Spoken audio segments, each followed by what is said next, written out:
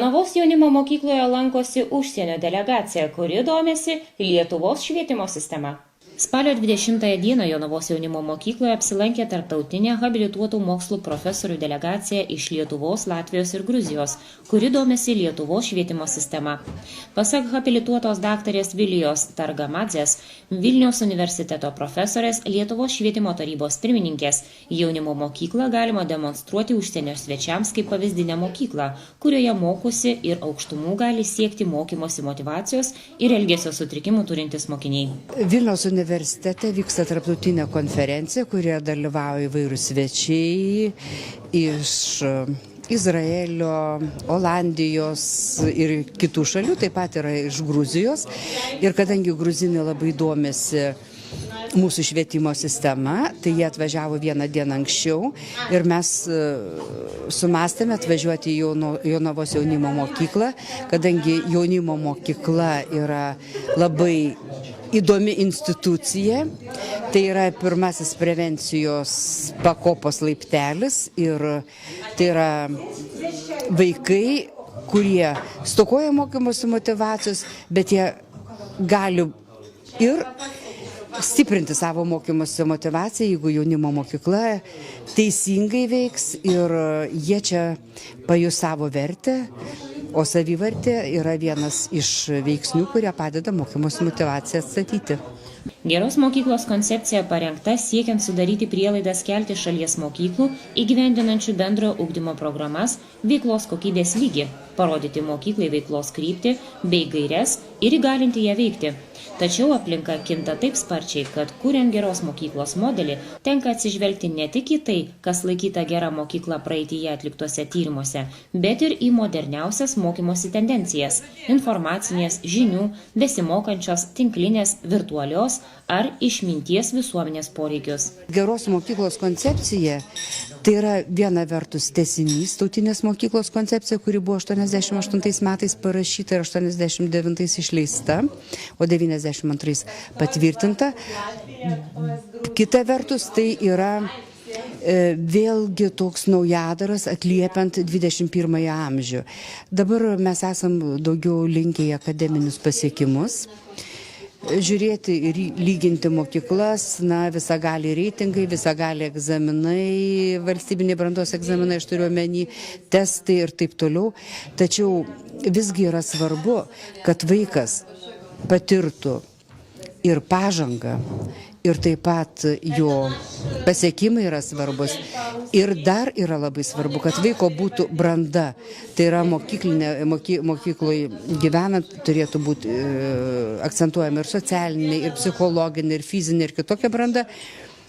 Tai kaip sugebės persiorientuoti, čia jau labai priklauso ir nuo valdininkų, ir nuo politikų, ir taip pat labai pagrindinis akcentas turėtų būti mokytojų pasirengimas ir vadovų pasirengimas, nes pedagoginės minties raida rodo, kai mokyklos patiria tam tikrą krizę, tai tada atsiranda kiti struktūriniai padaliniai arba pradedam ieškoti kitų koncepcijų. Tai ir dabar geros mokyklos koncepcija tai būtų toks kaip žemėlapis, į ką turėtų mokykla orientuotis. Bet be abejo mes suprantam, kad pavyzdžiui, jeigu bus neperorientuota vertinimo sistema, aš turiu omeny vidinis išorinis auditas, visi kriterijai, jeigu nebus daugelis dokumentų perorientuota. O svarbiausia, jeigu nepatikės mokytojai ir vadovai, bet aš manau, kad šito dalyko patikėjimo mes išvengsim, tai yra nepatikėjimo išvengsim, kadangi šita mokyklos koncepcija, geros mokyklos koncepcija, aš turiu omeny, buvo supažindinta su ja ir ji buvo mokyklinių bendruomenių priimta. Taip, kad čia nieko ypatingai naujo, tiesiog yra sudėliota. Ir, reikia visada turėti tokio pedagoginio optimizmą. Mes lietuviai labai linkę dejuoti dažniausiai. O reikia žiūrėti, ne kad vaikai ten stokojosi mokymosi motyvacijos, kad jie tokie ir tokie, etiketes klijuoti, o tiesiog patikėti ir ieškoti kelių, kaip padaryti, kad būtų geriau. Kad būtų geriau ir mokytojai, ir mokyklų vadovam, ir vaikam, ir jų tėveliam, ir visiems. Ir jeigu tai pavyks, o be pedagogų, be politikų, be valstybės tarnautojų tikrai nepavyks šito dalyko padaryti ir be abejo, ir be vaikų, ir be jų tėvelių, ir teisėto globėjų šito mes nepadarysim. Tai jeigu tas sambrūzdis virks santalka ir mes sieksim tikslų, tai reiškia ir pasieksim. O jeigu ne, tai vėl bus imitacija arba simuliakras. Tbilisio valstybinio universiteto filologijos mokslų daktaras profesorius Kaha Gabūnyje teigia, kad panašios problemos egzistuoja visur. Tiek Lietuvoje, tiek ir Gruzijoje yra vaikų stokojančių mokymosi motyvacijos, todėl būtina dalintis gerąją patirtimi, kaip tuos vaikus nukreipti tinkamą linkme. Я и мои коллеги из Тбилиси, это Государственный университет имени Ивана Джавахишвили, это самый большой исторический, так сказать, университет. Мы все филологи, обучаем, вот наша основная профессия обучения грузинского языка. Ну, по разным направлениям, конечно. Я сам заведующий, так сказать, программы, которые обучают грузинскому языку, государственному языку нашим меньшинствам. Мы приехали на конференции, которая вот межкультурным отношениям освещает вот на эти проблемы. И вот госпожа Виля, наша Даргамадзе, нас пригласила вот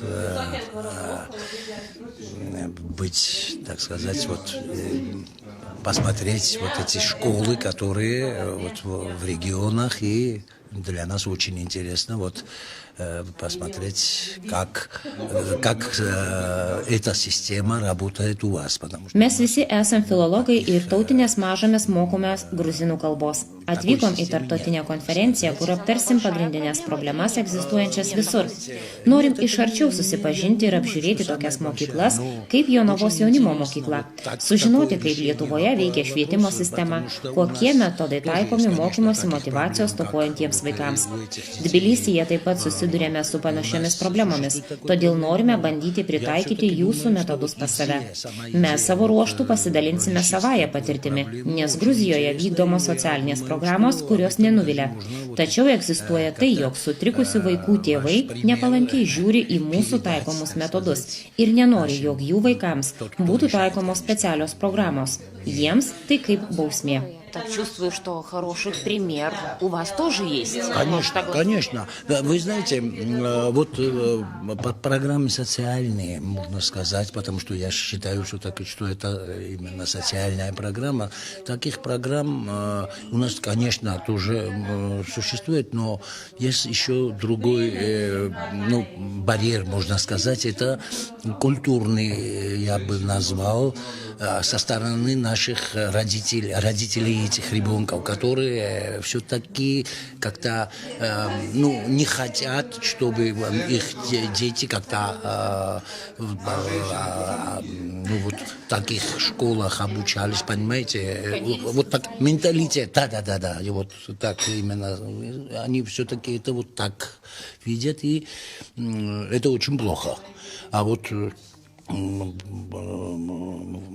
когда вот госпожа Виля рассказывала, директор школы рассказывал, как у вас, это очень интересно, я думаю, очень интересно, вот как они смогли привлечь этих детей, и не только детей, потому что привлечь детей это не так уж проблема, я все-таки думаю, проблема родителей, их менталитета, этот советский менталитет, который, да, когда они смотрели на это как наказание, можно сказать. Вот в этом вся проблема.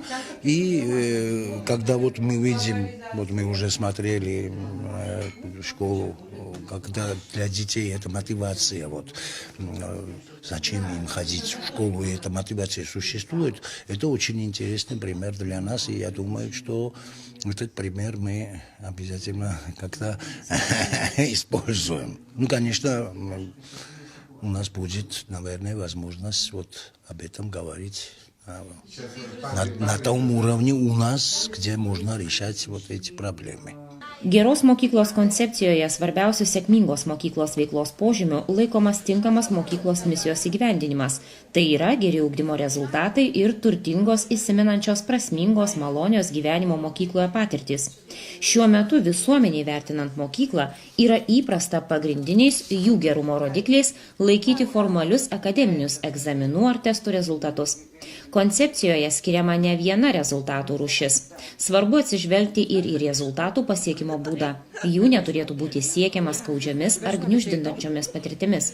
Abu aspektai, rezultatai ir jų pasiekimo procesas yra lygiaverčiai. Pasak habilituotos daktarės Vilijos Targamadzė, skirtingose šalyse taikomi ir skirtingi metodai.